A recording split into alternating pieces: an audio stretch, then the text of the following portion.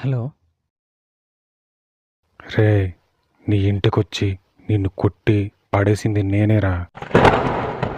నీకు ఇంజెక్షన్ చేశాను. అబ్బా! మెల్లగా అది నీ రక్తంలోకి చేరి నీ రక్తాన్ని పీల్చేస్తుంది. ముందు కళ్ళు తిరగడం స్టార్ట్ అవుతాయి. తర్వాత మెల్లగా నీ రక్తం ఆవిరైపోతుంది.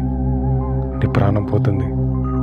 అలా జరగకుండా ఉండాలంటే నీకు యాంటీడోస్ కావాలి. ఆ యాంటీడోస్ నీ ఇంట్లోనే ఉంది.